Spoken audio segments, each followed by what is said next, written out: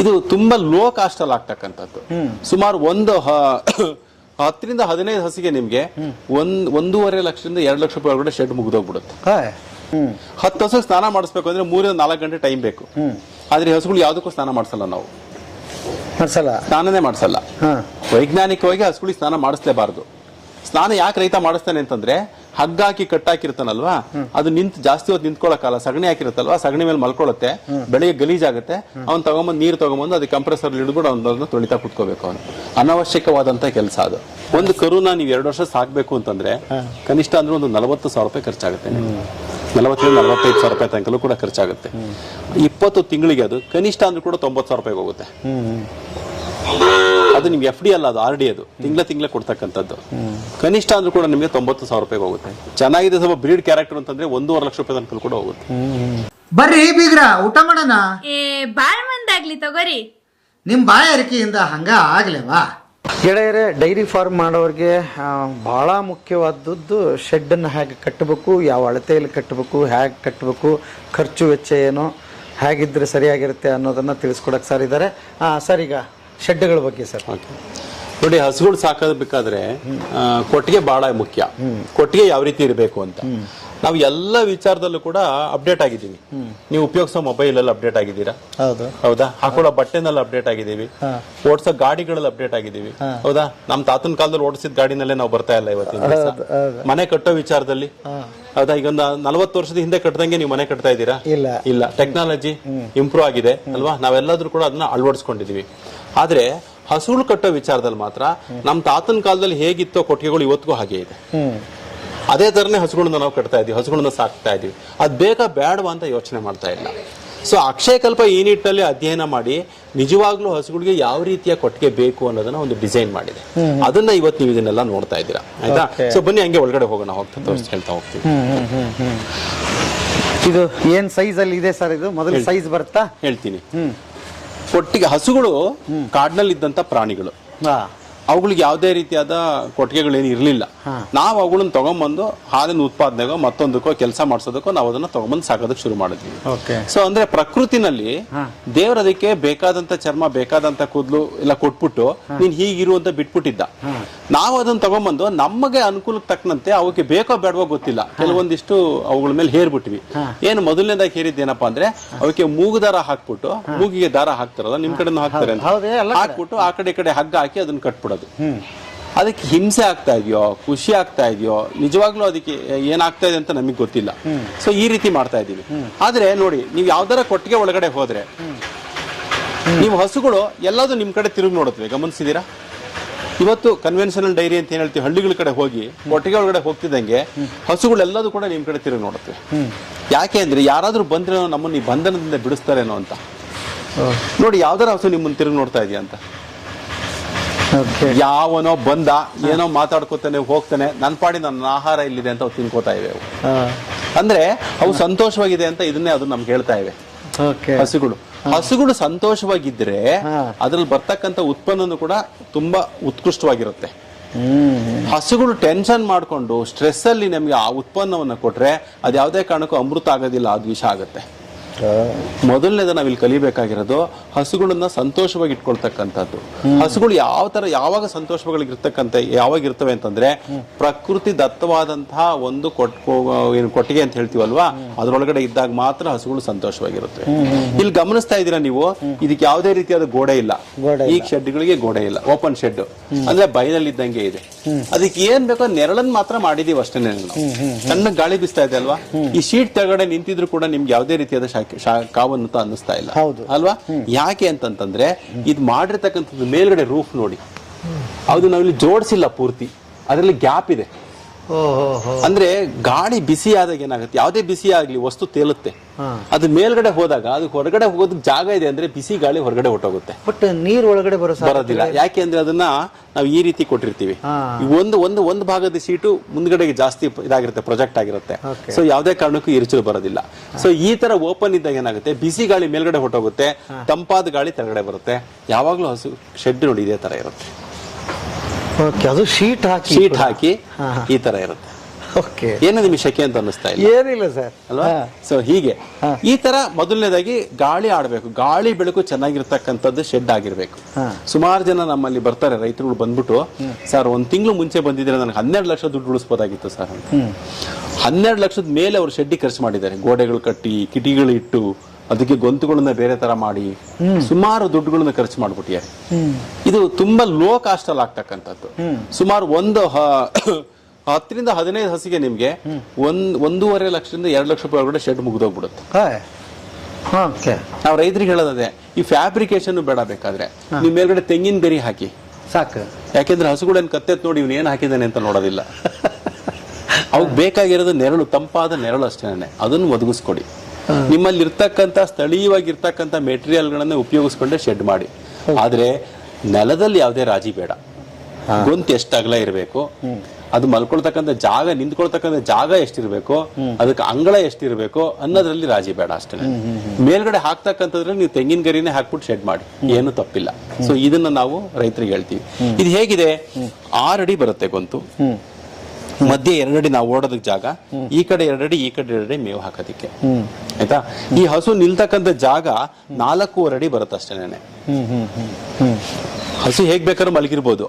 ಅದು ಮೇವು ತಿನ್ನಕ್ಕೆ ನಿಲ್ತ್ಕೋಬೇಕು ಅಂತಂದ್ರೆ 4.5 ಅಡಿ ಜಾಗ ಮಾತ್ರ ಸಾಕು. ಒಂದು ಕಾಲಿಂದ ಇನ್ನೊಂದು ಕಾಲಿಗೆ 4.5 ಅಡಿಗಿಂತ ಜಾಸ್ತಿ ಇರೋದಿಲ್ಲ ಯಾವುದೇ ಹಸುದು. ಮಲ್ಕೊಳ್ಳೋದು ಅಲ್ಲೇ ಮಲ್ಕೊಳ್ಳೋದು ಎಲ್ಲಿ ಬೇಕಾದ್ರೂ ಮಲ್ಕೋಬಹುದು. ಇಲ್ಲೇ ಮಲ್ಕೋಬೇಕು ಅಂತ ನಾವು ಹೇಳ್ಬಾರ್ದು ಅದಕ್ಕೆ. ಅದು ಹಸುಗೆ ಹೀಗೆ ಮಲ್ಕೋಬೇಕಾ ಮಲ್ಕೊಂಡಿದೆ, ಅಲ್ಲೋಗಿ ಬಿಸ್ತಲ್ ಮಲ್ಕೋಬೇಕಾ ಮಲ್ಕೊಳ್ಳುತ್ತೆ, ಇನ್ನೊಂದ್ ಕಡೆ ಎಲ್ಲ ನೆರಳಲ್ಲಿ ಮಲ್ಕೋಬೇಕಾ ಕಟ್ಟೋದೇ ಇಲ್ಲ. ಕಟ್ಟತಕ್ಕಂಥದ್ದೇ ದೊಡ್ಡ ಅಪರಾಧ. ಹಸುಗಳನ್ನ ಕಟ್ಟೋದು ದೊಡ್ಡ ಅಪರಾಧ. ಹಸುಗಳನ್ನ ಕಟ್ಟಬಾರ್ದು. ಹಸುಗಳನ್ನ ಕಟ್ಟಿದ್ವಿ ಅಂತಂದ್ರೆ ನಾವು ಖಾಲಿ ಚೈನಾಕ್ ನಾವು ಕಟ್ಟಾಕೊಂಡಂಗೆ, ನಾವೆಲ್ಲೂ ಹೋಗಂಗಿಲ್ಲ. ನಾನೇನ ಹಸು ಒಬ್ಬ ವ್ಯಕ್ತಿ ದಿನಕ್ಕೆ 3 ರಿಂದ 4 ಗಂಟೆ ಕೆಲಸ ಮಾಡಿದ್ರೆ ಸಾಕು ಅಂತ ಹೇಳದ್ನಲ್ಲ, ಅವ್ನ ಹಸುಗಳನ್ನ ಬಿಟ್ಟು ಸಾಕಿದಾಗ ಮಾತ್ರ ಸಾಧ್ಯ. ಅದು ಕಟ್ಟಾಕೊಂಡಿದ್ದಾನೆ ಅಂತಂದ್ರೆ ಅವ್ನೆಲ್ಲೂ ಹೋಗಂಗಿಲ್ಲ. ಅದ್ರ ಮುಂದೆ ಯಾಕೆಂದ್ರೆ ಹಿಂದ್ಗಡೆ ಸಗಣಿ ಹಾಕ್ತಾನೆ ಇರುತ್ತೆ, ಅವ್ನು ನಿಂತೇ ಇರ್ಬೇಕು ಹಿಂದ್ಗಡೆ ಸಗಣಿ ಎಳೆಯೋದಕ್ಕೆ, ಯಾಕೆ ಗಲೀಜ್ ಮಾಡ್ಕೊಳುತ್ತೆ ಅಂತೇಳಿ. ಹಸುಗಳು ಎಲ್ಲ ಅಂತಂದ್ರೆ ಅವ್ನು ಬೆಳಿಗ್ಗೆ ಅವನು ಅದಕ್ಕೆ ಸ್ನಾನ ಮಾಡಿಸ್ಬೇಕಾಗತ್ತೆ. 10 ಹಸು ಸ್ನಾನ ಮಾಡಿಸ್ಬೇಕು ಅಂದ್ರೆ 3 ರಿಂದ 4 ಗಂಟೆ ಟೈಮ್ ಬೇಕು. ಆದ್ರೆ ಹಸುಗಳು ಯಾವ್ದಕ್ಕೂ ಸ್ನಾನ ಮಾಡಿಸಲ್ಲ, ನಾವು ಸ್ನಾನನೇ ಮಾಡಿಸಲ್ಲ. ವೈಜ್ಞಾನಿಕವಾಗಿ ಹಸುಗಳಿಗೆ ಸ್ನಾನ ಮಾಡಿಸ್ಲೇಬಾರ್ದು. ಸ್ನಾನ ಯಾಕೆ ರೈತ ಮಾಡಿಸ್ತಾನೆ ಅಂತಂದ್ರೆ, ಹಗ್ಗ ಹಾಕಿ ಕಟ್ಟಾಕಿರ್ತಾನಲ್ವಾ, ಅದು ಜಾಸ್ತಿ ಹೊತ್ತು ನಿಂತ್ಕೊಳ್ಳೋಕ್ಕಲ್ಲ. ಸಗಣಿ ಹಾಕಿರುತ್ತಲ್ವಾ, ಸಗಣಿ ಮೇಲೆ ಮಲ್ಕೊಳ್ಳುತ್ತೆ, ಬೆಳಿಗ್ಗೆ ಗಲೀಜಾಗುತ್ತೆ. ಅವ್ನು ತಗೊಂಬಂದು ನೀರು ತಗೊಂಬಂದು ಅದಕ್ಕೆ ಕಂಪ್ರೆಸರ್ ಇಡ್ಬಿಟ್ಟು ಅವ್ನ ತೊಳಿತಾ ಕುತ್ಕೋಬೇಕು. ಅವನು ಅನವಶ್ಯಕವಾದಂತ ಕೆಲಸ. ಅದು ಟೈಮ್ ಅಲ್ಲಿ ಉಳಿತ ಅವನಿಗೆ. ನೋಡಿ, 2 ಹಸು ಇರ್ಲಿ 3 ಹಸು ಇರ್ಲಿ, ರೈತ ದಿನಕ್ಕೆ 12 ಗಂಟೆ ಕೆಲಸ ಮಾಡ್ತಾನೆ. ಬೆಳಿಗ್ಗೆ 5:30 ಎದ್ರೆ ರಾತ್ರಿ 8:30 ತನಕ ಅವ್ನಿಗೆ ಹಸುದ ಕೆಲಸ ಇರುತ್ತೆ. ಎದ್ದು ಬೆಳಗ್ಗೆ ಎದ್ದು ಅದಕ್ಕೆ ಹಾಲು ಕರೆದು ಅದಕ್ಕೆ ಬೂಸ ಇಡೋದು. ಫಸ್ಟ್ ಬೂಸ ಇಡೋದು ಒಂದು ಇದು ಅಲ್ವಾ. ಬೂಸ ಇಟ್ಬಿಟ್ಟು ಹಾಲು ಕರೆದು ಕೊಟ್ಟಿಗೆ ಕ್ಲೀನ್ ಮಾಡಿ ಹಸುಗಳು ತಗೊಂಡಾಗ ಆಚೆ ಕಟ್ಟೋದು, ಇಲ್ಲೆಲ್ಲ ಕ್ಲೀನ್ ಮಾಡೋದು, ತಿರ್ಗಾ ಮತ್ತೆ ಇಲ್ಲಿ ತಗೊಂಬಂದ್ ಕಟ್ಟೋದು, ಅಲ್ಲೆಲ್ಲ ಕ್ಲೀನ್ ಮಾಡೋದು. ಇವೆಲ್ಲ ಅನವಶ್ಯಕವಾದಂತ ಕೆಲಸಗಳು ಮಾಡ್ತಾ ಇರ್ತಾನೆ. ಆಮೇಲೆ 10 ಹಸು ಮೇವು ಕುಯ್ಕೊಂಡ್ಬರೋದು, ದಿವಸ ಮೇವು ಕತ್ತರಿಸ್ಕೊಂಡ್ ಬರ್ಬೇಕು. ಇಷ್ಟೊಂದು ಕಷ್ಟಗಳನ್ನ ಕೊಟ್ಟಾಗ ಯಾವ ರೈತರ ಮಕ್ಕಳು ತಾನೇ ಹಳ್ಳಿಗಳಲ್ಲಿ ಉಳ್ಕೊಳ್ತಾರೆ? ಬೆಳಗ್ಗಿಂದ ಸಾಯಂಕಾಲ ತನಕ ಕಷ್ಟಪಡೋದು. ಇವತ್ತು ಯಾರು ಕಷ್ಟಪಡ್ತಕ್ಕಂಥವ್ರಿಲ್ಲ. ಅನವಶ್ಯಕವಾದ ಕಷ್ಟನ ಪಡಿಸ್ತಾ ಇದ್ರೆ ನಾವು ರೈತರು ಯಾರು ಇಲ್ಲ, ನಾನು ಎಲ್ಲರೂ ಬೇಕಾದ್ರೆ ಸೆಕ್ಯೂರಿಟಿ ಗಾರ್ಡ್ ಆಗಿರ್ತೀನಿ, ಈ ಒಂದು ಕೃಷಿ ಕೆಲಸ ಮಾಡಲ್ಲ ಅಂತ ಹೊರಟೋಗ್ತಾರೆ. ಸೊ ಇವತ್ತು ನಾವು ಇತ್ತು ರೈತರ ಮಕ್ಕಳಿಗೆ ಸ್ಮಾರ್ಟ್ ವರ್ಕ್ ಮಾಡೋದನ್ನ ಕಲಿಸಬೇಕಾಗಿದೆ. ಹಾರ್ಡ್ ವರ್ಕ್ ಅಲ್ಲ, ಸ್ಮಾರ್ಟ್ ವರ್ಕ್ ಮಾಡಿ ಅಂತ ಹೇಳಬೇಕಾಗಿದೆ. ಸೊ ಅದಕ್ಕೆ ಮೇವು ದಿವಸ ಕಟ್ ಮಾಡಂಗಿಲ್ಲ. ರಸ್ಮೇವ್ ಮಾಡ್ಕೊಂಡ್ರೆ ದಿವಸ ಮೇವು ಕಟ್ ಮಾಡೋ ಅವಶ್ಯಕತೆ ಇರೋದಿಲ್ಲ. ಹಸುಗಳನ್ನ ಕಟ್ಟದಲ್ಲಿ ಬಿಟ್ರೆ ದಿವಸ ಅದಕ್ಕೆ ಸ್ನಾನ ಮಾಡಿಸೋ ಅವಶ್ಯಕತೆ ಇರೋದಿಲ್ಲ. ನಾವು ಈ TMR ಅಂತ ಹೇಳಿದ್ವಿ ಅಲ್ವಾ. ಸೊ ಈ TMR ಮಾಡಿ ಹಾಕಿದಾಗ ಅವನಿಗೆ ದಿವಸ ಅದಕ್ಕೆ ಬೆಳಗ್ಗೆ ಒಂದ್ಸತಿ ಬೂಸ ಇಡು, ಮಧ್ಯಾಹ್ನ ಮೇವು ಹಾಕು, ತಿರ್ಗಾ ಸಾಯಂಕಾಲ ಬೂಸ ಇಡು, ತಿರ್ಗಾ ರಾತ್ರಿ ಮೇವು ಹಾಕೋ ಅನ್ನೋ ಪ್ರಶ್ನೆನೇ ಇಲ್ಲ. ಒಂದೇ ಸತಿ ಒಂದು ದಿನಕ್ಕೆ ಹಸು ಎಷ್ಟು ತಿನ್ನುತ್ತೋ ಅದ್ರ ಮುಂದೆ ಹಾಕ್ಬಿಡ್ತೀವಿ. ಎಷ್ಟಾದ್ರೂ ತಿನ್ಬೋದು. ಇವತ್ತು ಬೆಳಿಗ್ಗೆ 9 ಗಂಟೆಗೆ ಹಾಕಿದ್ರೆ ನಾಳೆ 9 ಗಂಟೆ ತನಕ ನಾವು ತಿರುಗಿ ನೋಡಂಗಿಲ್ಲ, ಅವನಿಗೆ ಕೆಲಸನೇ ಇಲ್ಲ ಅಲ್ಲಿ. ಆದ್ರೆ ನಮ್ಮ ಸಾಂಪ್ರದಾಯಿಕ ಪದ್ಧತಿಯಲ್ಲಿ ಏನಾಗುತ್ತೆ, 10 ಹಸು ಇದರಿಂದ 10 ಬೇಸನ್ನು, ಅದು 10ಕ್ಕೂ ಹಿಂಡಿಗಳು ಹಾಕಿ ನೆನೆ ಹಾಕಿರ್ಬೇಕು. ಆಮೇಲೆ ತಿರ್ಗಾ ದಿವಸ ಸಾಯಂಕಾಲ ಅದನ್ನೆಲ್ಲ ಕರೆದ್ಬಿಟ್ಟು ಎಲ್ಲ ಮಿಕ್ಸ್ ಮಾಡಿ ಅದ್ರ ಮುಂದೆ ಇಡಬೇಕು. ಅದನ್ನ ತಿರ್ಗಾ ಮತ್ತೆ ತೊಳಿಬೇಕು, ತಿರ್ಗಾ ಬೆಳಿಗ್ಗೆ ನೆನೆ ಹಾಕಬೇಕು. ಬೇಡದಲ್ಲೇ ಇರುವಂತ ಕೆಲಸ ಅದು. ಮಿನಿಮಮ್ 2 ರಿಂದ 3 ಗಂಟೆ ಕೆಲಸ ಅದೇ ಆಗೋಗುತ್ತೆ ಅವನಿಗೆ. ಈ ರೀತಿಯಾಗಿ ನಾವು ಕಷ್ಟಪಡ್ತಕ್ಕಂಥ ಕೆಲಸಗಳನ್ನ ಅನವಶ್ಯಕವಾದಂತ ಕೆಲಸಗಳನ್ನ ನಿಲ್ಲಿಸಿ ಅವಶ್ಯಕ ಇರೋದು ಮಾತ್ರ ಮಾಡಿದ್ರೆ ಸಾಕು. ಈಗ ನೋಡಿ, ಶೆಡ್ಡಲ್ಲಿ ಯಾರು ಇಲ್ಲ, ಬೆಳಿಗ್ಗೆ ಹಾಲು ಕರ್ತಿದ್ದಾರೆ, ಮೇವು ಹಾಕಿದ್ದಾರೆ, ಹೊಟ್ಟೋಗಿದ್ದಾರೆ. ಇನ್ ತಿರ್ಗಾ ಸಾಯಂಕಾಲ ಹಾಲು ಕರೋ ಟೈಮ್ಗೆ ಬರೋದು ಇಲ್ಲಿಗೆ ಯಾರು ಇರೋದಿಲ್ಲ.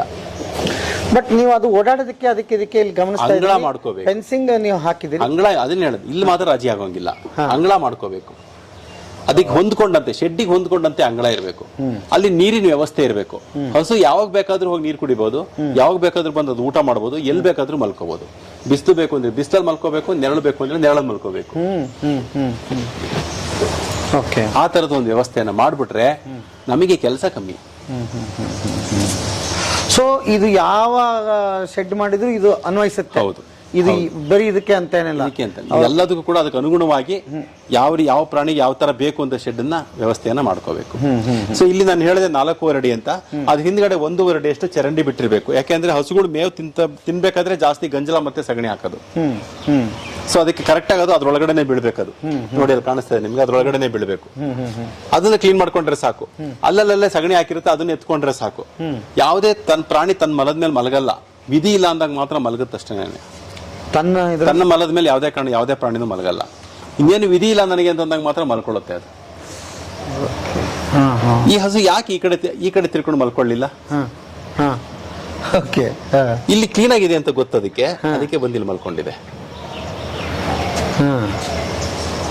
ಸೊ ಹಸು ಗಲೀಜಾಗಲ್ಲ, ನೀವು ಸ್ನಾನ ಮಾಡಿಸೋ ಅವಶ್ಯಕತೆನೇ ಇಲ್ಲ ಹಸುಗೆ. ಇದು 24 ಅಡಿ ಬರುತ್ತೆ ಆ ತುದಿಯಿಂದ ಈ ತುದಿಗೆ, ಆಯ್ತಾ? ಇಲ್ಲಿ 6 ಅಡಿ, ಇದು 4.5 ಅಡಿ, ಅಲ್ಲಿ 1.5 ಅಡಿ, ಹಿಂದ್ಗಡೆ ಓಡಾಡೋದಕ್ಕೆ 2 ಅಡಿ ಜಾಗ. ಸೊ ಈ ಕಡೆನೂ ಅಷ್ಟೇನೆ ಅದೇ ತರ ಇರಬೇಕು. ಆಮೇಲೆ ಇದರಲ್ಲಿ ವಿಭಾಗಗಳನ್ನ ಮಾಡೋದು ನೀವು ಗಮನಿಸಬೇಕು. ಮಧ್ಯ ಬೇಲಿ ಹಾಕಿದೀವಿ. ನಾನು ಅವಾಗ್ಲೇ ಹೇಳಿದೆ, ಪ್ರಾರಂಭಿಕ ಹಂತ ಇದು ಏನು ಅರ್ಲಿ ಲ್ಯಾಕ್ಟೇಷನ್, ಮಿಡ್ ಲ್ಯಾಕ್ಟೇಷನ್ ಅಥವಾ ಲೇಟ್ ಲ್ಯಾಕ್ಟೇಷನ್ ಅಂತ ಕರಿತೀವಿ. ಕರು ಹಾಕಿದ ಮೊದಲ 3 ತಿಂಗಳು ಪ್ರಾರಂಭಿಕ ಹಂತದಲ್ಲಿ ಇರ್ತವೆ, ಅವನ್ನ ಸಪರೇಟ್ ಮಾಡ್ಬೇಕು. ಯಾಕೆಂದ್ರೆ ಅವುಗಳು ಕೊಡ್ತಕ್ಕಂಥ ಆಹಾರನೇ ಬೇರೆ. 3 ತಿಂಗಳ ನಂತರ ಆಹಾರ ಪದ್ಧತಿನೇ ಬೇರೆ ಅದಕ್ಕೆ. ಯಾಕೆಂದ್ರೆ ಅದಕ್ಕೆ ಪ್ರೋಟೀನ್ ಅಂಶ ಜಾಸ್ತಿ ಬೇಕಲ್ಲ, ಪ್ರೋಟೀನ್ ಅಂಶ ಸ್ವಲ್ಪ ಕಮ್ಮಿ ಮಾಡ್ತೀವಿ ನಾವು ಅವಾಗ. ಅರ್ಥ ಆಗ್ತಾ ಇದೆ ಅಲ್ವಾ? ಅದರ ನಂತರ ಮತ್ತೆ ಇನ್ನು 3 ತಿಂಗಳ ನಂತರ ಇನ್ನೂ ಪ್ರೋಟೀನ್ ಕಮ್ಮಿ ಮಾಡ್ತೀವಿ, ಹಾಲು ಉತ್ಪಾದನೆ ಕಮ್ಮಿ ಆಗಿರುತ್ತೆ ಅವಾಗ. ಅದಕ್ಕೆ ಇನ್ನೂ ಶಕ್ತಿ ಬೇಕು ಅವಾಗ, ಅದಕ್ಕೆ ಬೇರೆ ತರ. ಅದಕ್ಕೆ ಬೇರೆ ತರ ಇದೇ ಮೇವು ಇದೇನೆ. ಇದರಲ್ಲಿ ಪೋಷಕಾಂಶಗಳು ವ್ಯತ್ಯಾಸ ಆಗ್ತವೆ.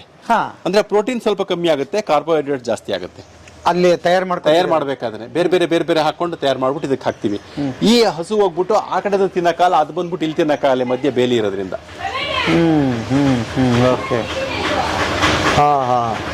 ಸೊ ಈ ತರ ಕನಿಷ್ಠ 3 ಅಲ್ದಿದ್ರೆ 2 ಭಾಗನಾದ್ರೂ ಮಾಡ್ಕೋಬೇಕು ರೈತರು. ಮೊದಲ 150 ದಿವಸ, ನಂತರ 150 ದಿವಸ. ಜೊತೆಗೆ ಇನ್ನೊಂದಿಷ್ಟು ವಿಭಾಗಗಳಿದಾವೆ ಇಲ್ಲಿ.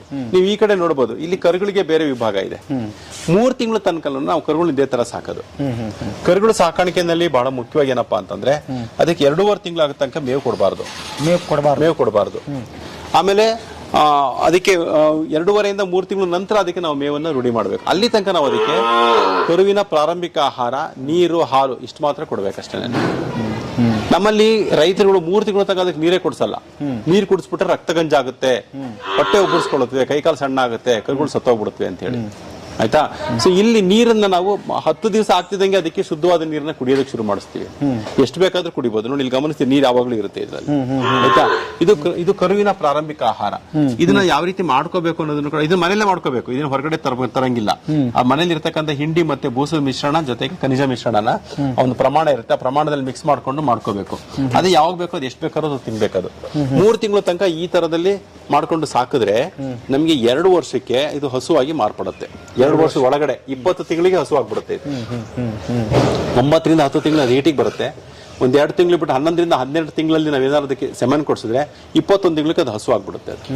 ಸೊ ನಿಮಗೆ ಪ್ರಪಂಚದಲ್ಲಿ ನಿಮ್ಮ RD ಅಮೌಂಟ್ 2 ವರ್ಷಕ್ಕೆ ಎಲ್ಲೂ ಕೂಡ ಡಬಲ್ ಆಗಲ್ಲ, ಇಲ್ಲಾಗುತ್ತೆ. ಒಂದು ಕರುನ ನೀವು 2 ವರ್ಷ ಸಾಕ್ಬೇಕು ಅಂತಂದ್ರೆ ಕನಿಷ್ಠ ಅಂದ್ರೆ ಒಂದು 40,000 ರೂಪಾಯಿ ಖರ್ಚಾಗುತ್ತೆ. 40ರಿಂದ 45,000 ರೂಪಾಯಿ ತನಕಲೂ ಕೂಡ ಖರ್ಚಾಗುತ್ತೆ. 20 ತಿಂಗಳಿಗೆ ಅದು ಕನಿಷ್ಠ ಅಂದ್ರೂ ಕೂಡ 90,000 ರೂಪಾಯಿಗೆ ಹೋಗುತ್ತೆ. ಅದು ನಿಮ್ಗೆ FD ಅಲ್ಲ, ಅದು RD. ಅದು ತಿಂಗಳ ಕೊಡ್ತಕ್ಕಂಥದ್ದು. ಕನಿಷ್ಠ ಅಂದ್ರೂ ಕೂಡ ನಿಮಗೆ 90,000 ರೂಪಾಯಿಗೆ ಹೋಗುತ್ತೆ. ಚೆನ್ನಾಗಿದೆ ಸ್ವಲ್ಪ ಬ್ರೀಡ್ ಕ್ಯಾರೆಕ್ಟರ್ ಅಂತಂದ್ರೆ 1.5 ಲಕ್ಷ ರೂಪಾಯಿ ತನಕ ಕೂಡ ಹೋಗುತ್ತೆ.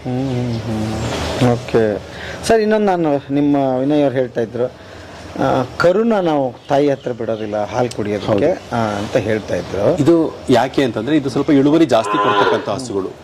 ಈ ಕರುಗಳು ಏನ್ ಮಾಡುತ್ತವೆ, ಗುದ್ದುತ್ತವೆ. ಅವಕ್ಕೆ ನಾಟಿ ಹಸುಗಳಲ್ಲಿ ನಿಮ್ಗೆ ಆ ಸಮಸ್ಯೆ ಬರೋದಿಲ್ಲ, ಅದು ಇಳುವರಿ ಕಮ್ಮಿ ಇರುತ್ತೆ. ಇದು ಜೋರಾಗಿ ಆ ಕೆಚ್ಚಲಿಗೆ ಗುದ್ದಿದಾಗ ಅಲ್ಲಿ ರಪ್ಚರ್ ಆಗ್ತಕ್ಕಂಥ ಸಾಧ್ಯತೆಗಳು ಇರ್ತವೆ, ಡ್ಯಾಮೇಜ್ ಆಗ್ಬೋದು ಕೆಚ್ಚಲು. ಒಂದು ಇನ್ನೊಂದೇನಪ್ಪಾ ಅಂತಂದ್ರೆ, ಅಕಸ್ಮಾತ್ ಕರುಗೆ ಏನಾದ್ರೂ ಸತ್ತೋಯ್ತು ಅಂದ್ರೆ ಅದಕ್ಕೆ ಕರು ಇದ್ರೆ ಮಾತ್ರ ಹಾಲು ಕೊಡೋದು ಅಂತಂದಾಗ ಅದಕ್ಕೆ ಸಮಸ್ಯೆ ಆಗುತ್ತೆ. ಅದು ಕರುನ ಅಟ್ಯಾಚ್ಮೆಂಟ್ ಬೆಳೆಸ್ಕೊಂಡ್ಬಿಟ್ರೆ ಕರುಗೆ ಏನಾದ್ರು ಸತ್ತೋಗ್ಬಿಟ್ರೆ ಹಾಲು ಕೊಡೋದು ಹಾಲು ಕರಿಯೋದು ಆ ಹಸುವಿನ ಆರೋಗ್ಯದ ಮೇಲೆ ತುಂಬ ಪರಿಣಾಮ ಬೀರುತ್ತೆ. ಸೊ ಅದಕ್ಕೋಸ್ಕರ ಹಸು ಕರುಗಳ ಜೊತೆ ಬಿಡಬಾರ್ದು. ಸೊ ನಾವು ಮಾಡ್ತಿರೋ ತಪ್ಪು ಅನ್ನೋ ಕಲ್ಪನೆಗಳಲ್ಲಿ ನಿಯಮ ಅಂತ ಹೌದು. ಆದ್ರೆ ಇವುಗಳಿಗೆ ಮೆಮೊರಿ ತುಂಬಾ ಶಾರ್ಟ್.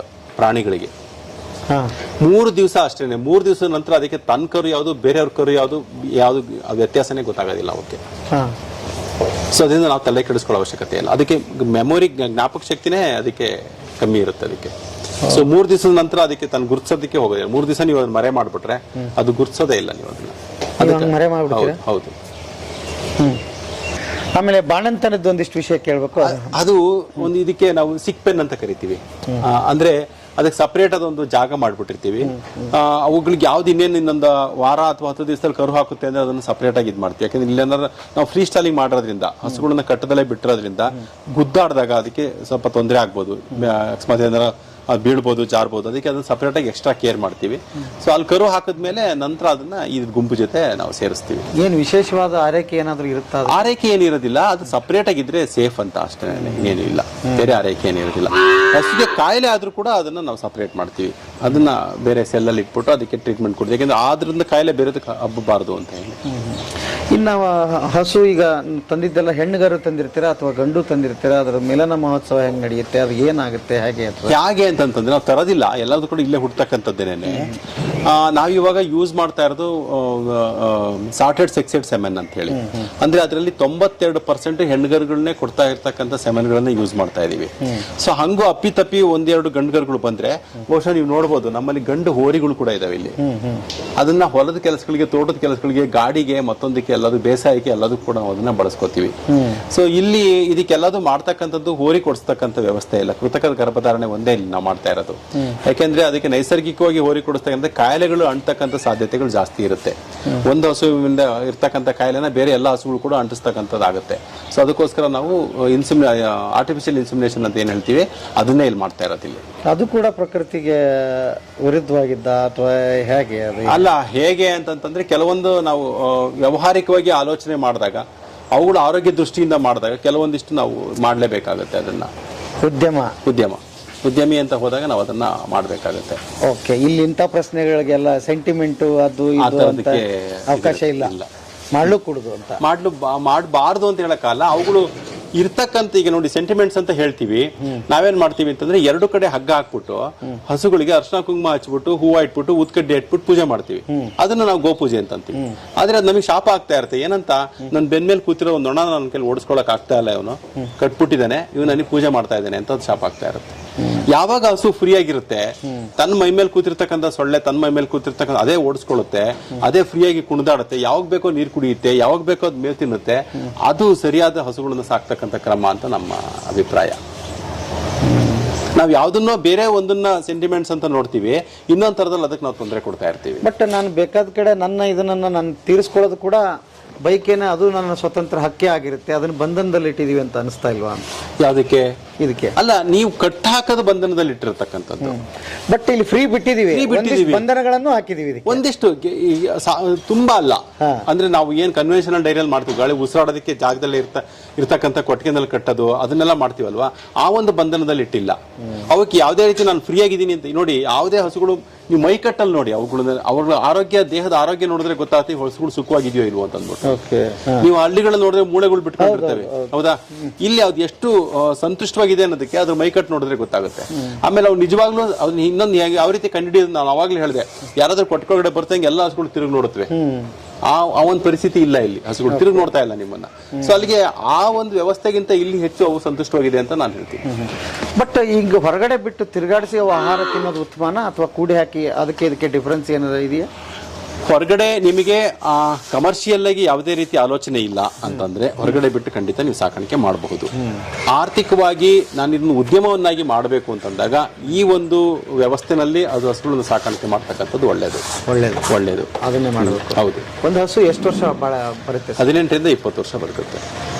ಆಮೇಲೆ ಏನ್ ಮಾಡ್ತೀರಿ?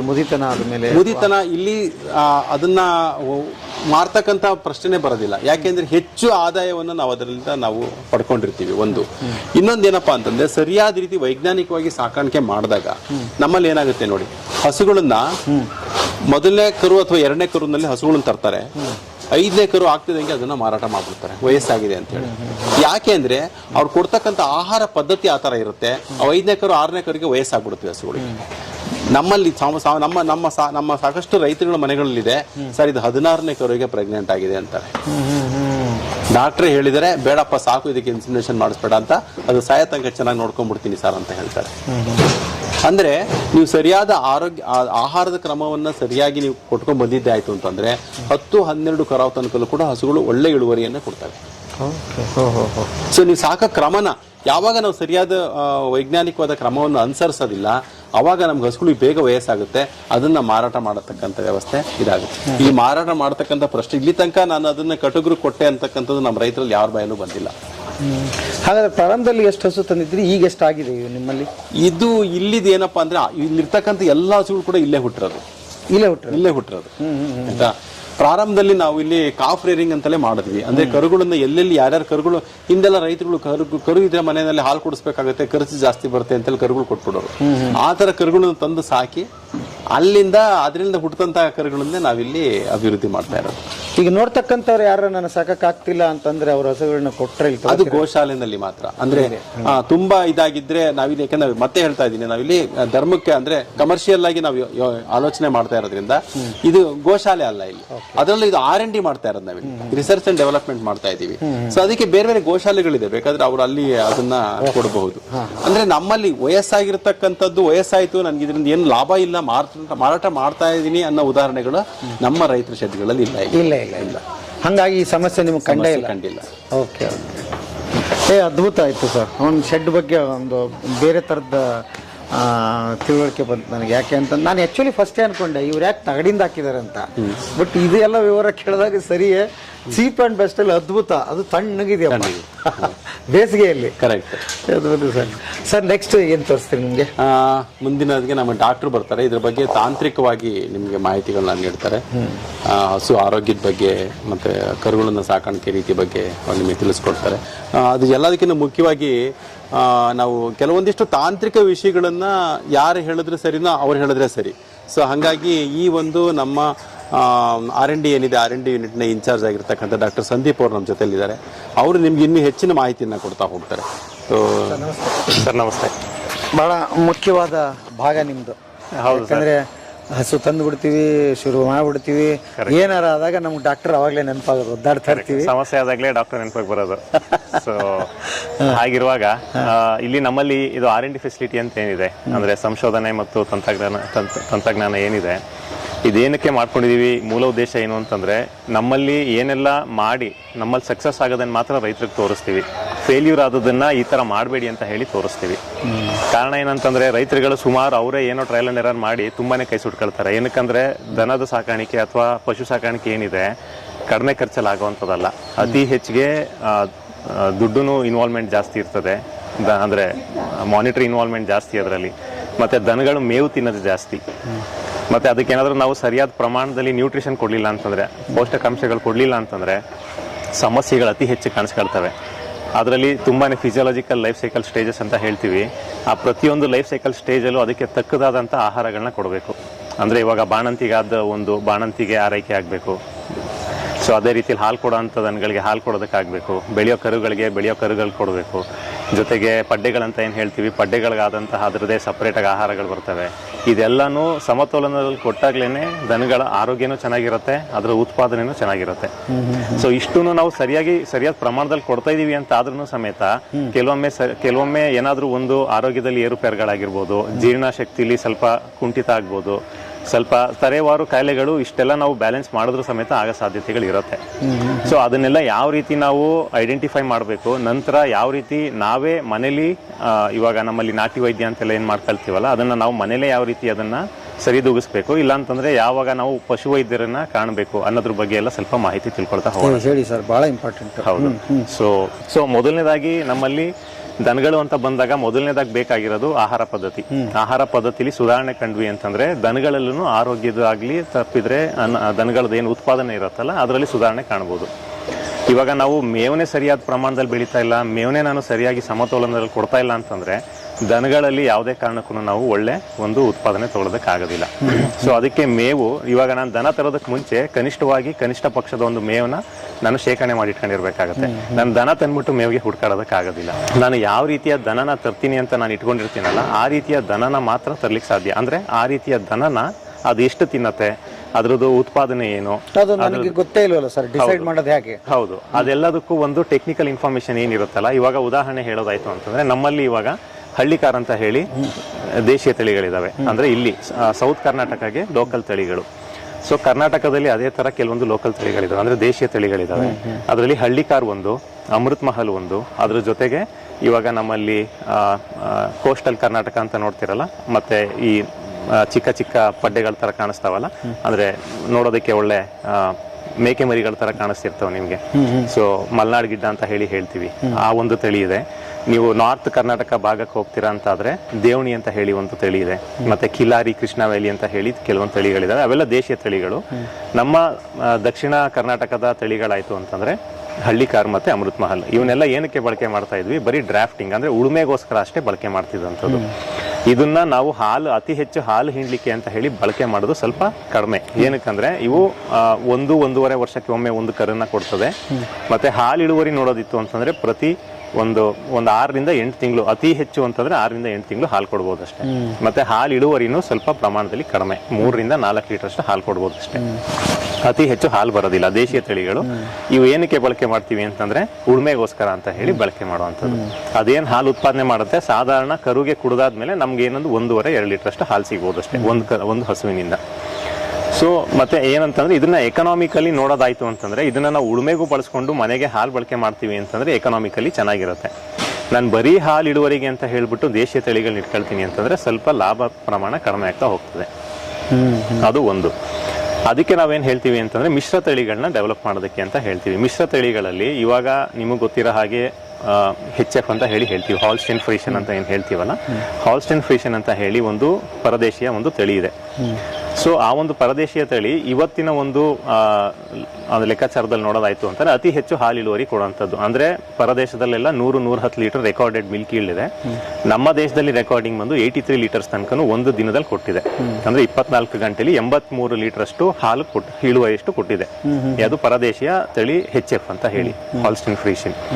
ಸೊ ಅದನ್ನ ನಮ್ಮ ವಾತಾವರಣದಲ್ಲಿ ನಾವು ಅಂದ್ರೆ ಒಂದು ಕರ್ನಾಟಕ ಪ್ರಾಂತ್ಯದಲ್ಲಿ ನೋಡೋದಾಯ್ತು ಅಂತಂದ್ರೆ ನಮ್ಮಲ್ಲಿನೂ ಮಿಲ್ಕಿಂಗ್ ಕಾಂಪಿಟೇಷನ್ಗಳಾಗ್ತವೆ. ಇಲ್ಲಿ ಸರಿಸುಮಾರು ಒಂದು 56ರಿಂದ 58 ಲೀಟರ್ ಅಷ್ಟು ಅತಿ ಹೆಚ್ಚು ಅಂತ ಹೇಳಿದ್ರೆ ಅಷ್ಟು ಹಾಲು ಇಳುವರಿ ಕೊಟ್ಟಿದೆ ಈ ಒಂದು ತಳಿ. ಸೊ ಈ ಒಂದು ತಳಿ ಬಂದು ಹಳ್ಳಿಕಾರ. ಮತ್ತೆ ಅಲ್ಲಿ ನಮ್ಮಲ್ಲಿ ಅಂದ್ರೆ ಎತ್ತುಗಳೇನಿದೆವಲ್ಲ, ಎತ್ತುಗಳು ಬಂದ್ಬಿಟ್ಟು ಅಮೃತ್ ಮಹಲ್. ಡಿಫ್ರೆನ್ಸ್ ಯಾವ ರೀತಿ ಮಾಡ್ತೀವಿ ಅಂತಂದ್ರೆ, ಹಳ್ಳಿಕಾರ್ ಬಂದ್ಬಿಟ್ಟು ಮೂತಿ ಸಣ್ಣದಾಗಿರ್ತದೆ, ಮತ್ತೆ ಈ ಒಂದು ಹುಬ್ಬು ಇರೋದಿಲ್ಲ. ಹಳ್ಳಿ ಕಾರ್ನಲ್ಲಿ ಇದು ಕೊಂಬಿನ ಏನು ಉಬ್ಬು ಇರುತ್ತಲ್ಲ, ಈ ಉಬ್ಬು ಇರೋದಿಲ್ಲ ಅದರಲ್ಲಿ ಹಳ್ಳಿ ಕಾರ್ನಲ್ಲಿ. ಮತ್ತೆ ಮೂತಿ ಬಂದ್ಬಿಟ್ಟು ತುಂಬಾ ಸಣ್ಣದಾಗಿರುತ್ತೆ, ಜಿಂಕೆ ಆಕಾರದಲ್ಲಿ ಕಾಣಿಸುತ್ತೆ ನಿಮ್ಗೆ. ಇದು ಯಾವ ತಳಿ ಇದೆ? ಇದು ಹಳ್ಳಿಕಾರ್. ಇದು ಹಳ್ಳಿಕಾರ್ ಅಂದ್ರೆ ಇದು ಉಬ್ಬ ಇರೋದಿಲ್ಲ, ನೋಡೋದಕ್ಕೆ ಮಧ್ಯದಲ್ಲಿ ರಿಡ್ಜ್ ಕಡಿಮೆ ಇರ್ತದೆ. ಸೊ ಇದನ್ನ ಹಳ್ಳಿಕಾರ್ ಅಂತ ಹೇಳ್ತೀವಿ. ನಿಮ್ಗೆ ನೋಡೋದಕ್ಕೆ ತಳಿಗಳೆರಡು ಒಂದೇ ತರ ಕಾಣಿಸ್ತವೆ, ಆದ್ರೆ ಈ ಒಂದು ಕೆಲವೊಂದು ಗುಣಲಕ್ಷಣಗಳನ್ನ ನೋಡಿದಾಗ ಗೊತ್ತಾಗ್ತದೆ ಇದು ಹಳ್ಳಿಕಾರ ಅಮೃತ್ ಮಹಲ್ ಅಂತ ಹೇಳಿ. ಸೊ ಅದೇ ನಾವು ಅಲ್ಲಿ ಅಮೃತ್ ಮಹಲ್ ನೋಡೋದಾಯ್ತು ಅಂತಂದ್ರೆ ಬನ್ನಿ.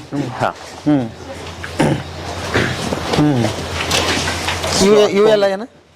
ಇವೆಲ್ಲ ಬಂದ್ಬಿಟ್ಟು ಕ್ರಾಸ್ ಬ್ರೀಡ್ಸ್, ಅಂದ್ರೆ ಮಿಶ್ರ ತಳಿಗಳು. ಮಿಶ್ರ ತಳಿಗಳಿವು. ಅಂದ್ರೆ ಹೆಂಗೆ ಸರ್ ಅದು? ಸರ್ ಹೇಳ್ತೀನಿ ಅದ್ರ ಬಗ್ಗೆ.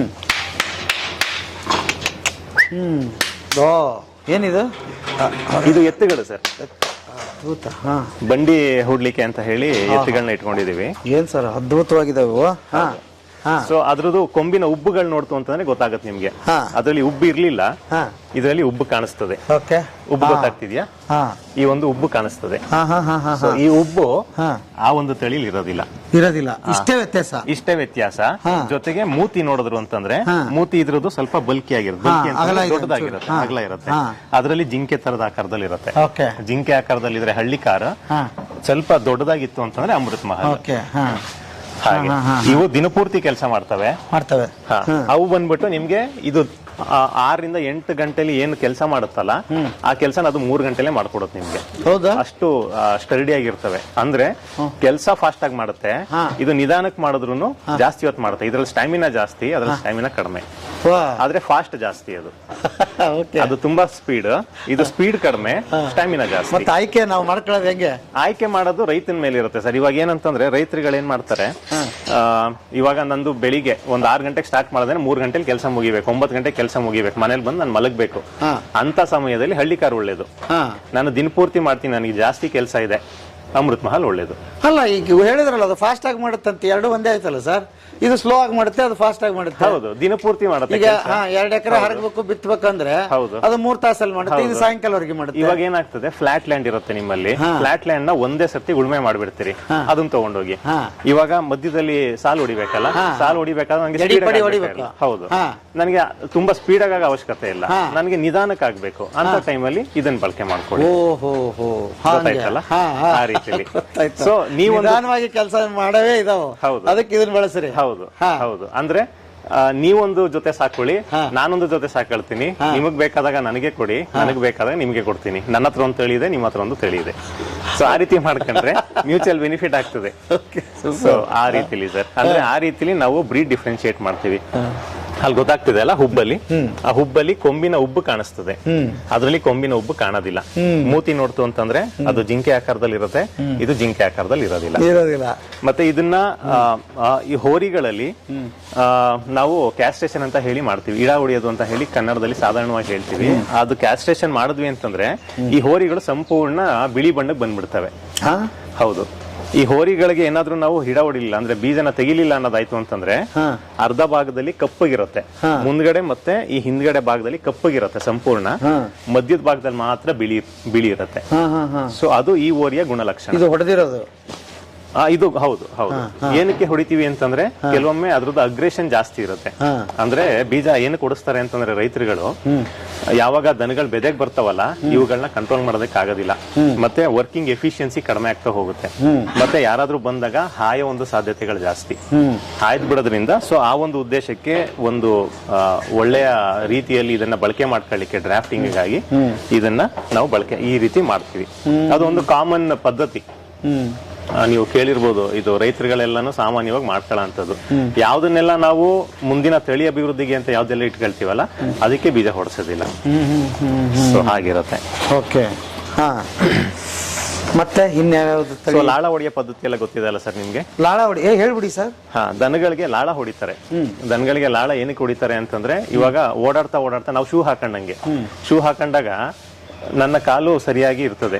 ನಾನು ಯಾವಾಗ ಶೂ ಹಾಕೊಳ್ಳದಲ್ಲಿ ಹಾಗೆ ಓಡಾಡ್ತೀನಲ್ಲ, ನನ್ನ ಕಾಲು ಒಂದು ಆಣಿ ಏನಾದ್ರು ಆಗೋ ಚಾನ್ಸಸ್ ಇರುತ್ತೆ, ಅಥವಾ ಮುಳ್ಳು ಹೊಕ್ಬಹುದು, ಅದು ತಪ್ಪು ಅಂತಂದ್ರೆ ಮಂದ ಆಗ್ಬೋದು, ಕಾಲು ಒಡಿಬಹುದು. ಈ ಎಲ್ಲ ಉದ್ದೇಶಕ್ಕೆ ನಾವು ಹೇಗೆ ಶೂಗಳು ಹಾಕೊಳ್ತೀವಿ ಅದೇ ತರದ್ರಲ್ಲಿ ಇವುಗಳಿಗೂ ನಾವು ಲಾಳ ಅಂತ ಹೇಳಿ ಹೊಡಿಸ್ತೀವಿ. ಅಂದ್ರೆ ಕಾಲ್ದು ಏನು ವೇರ್ ಅಂಡ್ ಟೇರ್ ಅಂತ ಏನ್ ಹೇಳ್ತೀವಲ್ಲ ಅದು ಸರಿಯಾಗಿ ಆಗ್ಲಿ ಅನ್ನೋ ಉದ್ದೇಶದಲ್ಲಿ. ಸೊ ಲಾಳ ಹೊಡಿಸ್ತು ಅಂತಂದ್ರೆ ಅದ್ರ ಒಂದು ಅಂದ್ರೆ ಎಫಿಷಿಯನ್ಸಿ ಏನಿರುತ್ತಲ್ಲ ಆ ಒಂದು ಎಫಿಷಿಯನ್ಸಿ ಜಾಸ್ತಿ ಆಗ್ತಾ ಹೋಗ್ತದೆ. ಅದು ಎಷ್ಟು ಯಾವಾಗ ಮಾಡಿಸ್ಬೇಕು ಅದನ್ನ? ಸರ್ ಲಾಳ ಹೊಡಿಯೋದು ಹೇಗೆ ಅಂತಂದ್ರೆ, ನೀವು ಒಂದು ಶೂ ಖರೀದಿ ಮಾಡಿದ್ರಿ ಅಂತಂದ್ರೆ ನೀವು ಅದು ಒಂದು ವಾರದಲ್ಲೇ ಹರಿಬಹುದು, ಒಂದು ತಿಂಗಳ ಹರಿಬಹುದು, ಇಲ್ಲ 1 ವರ್ಷಕ್ಕೆ ಹರಿಬಹುದು. ಅಂದ್ರೆ ನೀವು ಯಾವ ರೀತಿ ಬಳಕೆ ಮಾಡ್ತೀರಾ. ದನಗಳಲ್ಲೂ ಅಷ್ಟೇನೆ. ಇವಾಗ ನಾನು ತುಂಬಾ ಅತಿ ಹೆಚ್ಚು ಬಳಕೆ ಮಾಡ್ತೀನಿ ದನಗಳನ್ನ, ಬೆಳಿಗ್ಗೆಯಿಂದ ಸಂಜೆ ತನಕ ತಿಂಗ್ಳುಗಟ್ಲೆ ನಾನು ಉಳುಮೆ ಮಾಡ್ತೀನಿ ಅಂತಂದ್ರೆ 1 ತಿಂಗಳಿಗೆಲ್ಲ ಓಡಿಸ್ಬೇಕಾಗ್ಬೋದು. ಅಥವಾ ನೀವು ಕಿಲೋಮೀಟರ್ ಗಟ್ಲೆ ಇವಾಗ ರೋಡ್ ನಲ್ಲಿ ಕರ್ಕೊಂಡೋಗಿ ಬರ್ತೀರಾ ಅಂತಂದ್ರೆ ವಾರ 15 ದಿನಕ್ಕೆ ಓಡಿಸ್ಬೋದು. ಸೊ ಅಂದ್ರೆ ಯಾವ ರೀತಿ ಅದು ಸವಿತದಲ್ಲ ಅದ್ರ ಸವಿಯುಕೆ ಮೇಲೆ ನೀವು ಅದನ್ನ ಲಾಳನ ಹೊಡಿಸ್ಬೇಕಾಗ್ತದೆ. ಇದು ಹಾನಿಗಿನಿ ಏನೋ ಆಗಲ್ವಾ? ಏನು ಹಾನಿ ಆಗೋದಿಲ್ಲ ಸರ್. ಲಾಳ ಏನಂತಂದ್ರೆ ಉಗುರ್ತರ, ಅದು ಉಗುರ್ತರ ಗೊರ್ಸ ಅಂತ ಏನಿದೆಯಲ್ಲ ಅದು ಉಗುರ್ತರ. ಆ ಉಗುರು ಏನಿರುತ್ತಲ್ಲ, ಏನ್ ಬೆಳೆದಿದೆ ಉಗುರು, ಆ ಬೆಳೆದಿರೋ ಉಗುರಿಗೆ ಮೊಳೆ ಹಾಕಿ ಲಾಳ ಹೊಡಿತೀವಿ. ಒಳಗಡೆ ಹೊಕ್ಕಿರೋದಕ್ಕೆ ಏನಾದ್ರೂ ನೀವು ಮೊಳೆ ಹಾಕಿ ಲಾಳ ಹೊಡೋದ್ರಿ ಅಂತಂದ್ರೆ ರಕ್ತ ಬರ್ತದೆ. ಸೊ ಅದನ್ನೆಲ್ಲ ನಮ್ಮಲ್ಲಿ ಗೊತ್ತಿರೋ ಅಂತ ಸ್ವಲ್ಪ ಒಂದು ಎಕ್ಸ್ಪೀರಿಯನ್ಸ್ ಇರೋ ಅಂತವ್ರು, ಅಂದ್ರೆ ಅನುಭವ ಇರೋ ಅಂತ ವ್ಯಕ್ತಿಗಳಿಂದನೇ ನಾವು. ಹೆಂಗ್ ಗೊತ್ತಾಗುತ್ತೆ ಸರ್? ಲಾಳ ಹೊಡಿಯೋರ್ನ ಕರ್ಕೊಂಡ್ ಬರ್ತೀವಿ, ನಾವು ಹೊಡೆದಿದ್ದೀನಿ ಅಂತ ನಾವು ಹೊಡಿಸ್ತೀವಿ, ಅವ ಹೆಂಗೆ ನಾವು ಡಿಸೈಡ್ ಮಾಡೋದು? ಅದು ಅನುಭವದ ಮೇಲೆ ಹೊಡಿತಾರೆ ಸರ್. ಅಂದ್ರೆ ಹೇಗೆ ಅಂತಂದ್ರೆ ಅದು ಇವಾಗ ಏನು ನಿಮ್ಗೆ ಲಾಳದ್ದು ಕಾಣತ್ತಲ್ಲ, ಗೊರ್ಸು ಏನ್ ಕಾಣತ್ತಲ್ಲ, ಆ ಗೊರ್ಸ್ನಲ್ಲಿ ಒಂದು ಅದು ಸಂಪೂರ್ಣವಾಗಿ ನಿಮ್ಗೊಂದು 3.5-4 ಇಂಚಷ್ಟು ಕಾಣಿಸ್ತಿರ್ಬೋದು. ಅದ್ರಲ್ಲಿ ಕೆಳಗೆ 1 ಇಂಚ್ ಏನ್ ಭಾಗ ಇರುತ್ತಲ್ಲ ಅದು ಸಂಪೂರ್ಣವಾಗಿ ಏನು ರಕ್ತ ಸಂಚಾರ ಇಲ್ದಲೇ ಇರೋ ಅಂತ ಜಾಗ ಅದು. ಆ ಜಾಗಕ್ಕೆ ಮಾತ್ರ ನಾವು ಲಾಳ ಹೊಡಿಯಕ್ ಸಾಧ್ಯ. ಉಳ್ಕಿದು ಮೇಲ್ಗಡೆ ಏನಿದೆ 2.5-3 ಇಂಚ್ ಮೇಲ್ಗಡೆ ಏನಿದೆ ಅದರಲ್ಲಿ ರಕ್ತ ಚಲನೆ ಇರ್ತದೆ. ಸೊ ಅಂತ ಜಾಗದಲ್ಲಿ ಹೊಡಿದಕ್ ಬರೋದಿಲ್ಲ. ಹೌದು. ಎಷ್ಟು ವರ್ಷದವರೆಗೆ ಹೊಡಿತಾರೆ? ಅದೇ ಮತ್ತೆ ಬಳಕೆ ಆಗ್ತದೆ ಸರ್. ಹೌದು. ಇವಾಗ ನಮ್ಮಲ್ಲಿ 6 ತಿಂಗಳಿಗೊಮ್ಮೆ ಓಡಿಸ್ತಾ ಇದೀವಿ. ಅದು ಕೆಲವೊಮ್ಮೆ 8 ತಿಂಗಳಾಗ್ಬೋದು, 10 ತಿಂಗಳಾಗ್ಬೋದು. ಆದ್ರೆ ಯಾವ ರೀತಿ ಸವಿಯತ್ತಲ್ಲ ಅದ್ರ ಮೇಲೆ ನಾವು ಹೊಡಿಸ್ತಾ ಹೋಗ್ತೀವಿ. ಇನ್ನ ಕಾಯಿಲೆ ವಿಚಾರಕ್ಕೆ ಬರೋದಾದ್ರೆ ಹಾ ಸರ್. ಏನ್ ಹಸುಗಳಿಗೆ ಮನುಷ್ಯರಿಗಾದಂತ ವಯಸ್ಸು ಕಾಯಿಲೆಗಳು ಬರುತ್ತಾ, ವಾತಾವರಣ ಪ್ರಕೃತಿಲಿ ಬದಲಾವಣೆಗಳಿಂದ ಬರುತ್ತಾ, ಅಥವಾ ನಾವಿಲ್ಲಿ ಪರಿಸರದಿಂದ ಏನಾದರೂ ಬರುತ್ತಾ, ಅಥವಾ ನಾವೇನಾದ್ರೂ ಹಾನಿ ಮಾಡಿ ಏನಾದ್ರೂ ಅದಕ್ಕೆ ಬರುತ್ತಾ, ಅಥವಾ ಡೆಲಿವರಿ ಟೈಮ್ ಅಲ್ಲಿ ಬರುತ್ತಾ, ಹೇಗದು? ಸರ್, ಕಾಯಿಲೆಯನ್ನ ಒಂದು ಇದನ್ನ ನೋಡೋದಾದ್ರೆ ಎಲ್ಲ ನೀವು ಹೇಳಿದ್ರಲ್ಲ ಇಷ್ಟು ಸಮಸ್ಯೆಗಳು ಅಂತ ಏನು ಹೇಳಿದ್ರಲ್ಲ, ಎಲ್ಲದರಿಂದನೂ ಬರೋ ಸಾಧ್ಯತೆಗಳು ಇರುತ್ತೆ. ಮೊದಲನೇದಾಗಿ ದನಗಳಲ್ಲಿ ಅತಿ ಹೆಚ್ಚು ಬರೋಂಥದ್ದು ಇವಾಗ ಫಿಸಿಯೋಲಾಜಿಕಲ್ ಡಿಸೀಸಸ್ ಅಂತ ಹೇಳ್ತೀವಿ. ಕೆಲವೊಮ್ಮೆ ಬಾಣಂತಿ ಆರೈಕೆ ಚೆನ್ನಾಗಾಗ್ಲಿಲ್ಲ ಅಂತ ಹೇಳೋಣ. ಬಾಣಂತಿ ಆರೈಕೆ ಚೆನ್ನಾಗಾಗ್ಲಿಲ್ಲ ಅಂತಂದ್ರೆ ಮೊದಲನೇದಾಗಿ ಬರೋದು ಹಾಲ್ ಜ್ವರ, ಮಿಲ್ಕ್ ಫೀವರ್ ಅಂತ ಹೇಳ್ತೀವಿ. ಹಾಲ್ ಜ್ವರ ಬಂತು ಅಂತಂದ್ರೆ ದನಗಳು ಕರು ಹಾಕಿದ ಕೂಡ್ಲೆ ಎದ್ದೇಳೋದಕ್ಕಾಗೋದಿಲ್ಲ, ಮಲಗ್ಬಿಟ್ಟಿರ್ತವೆ.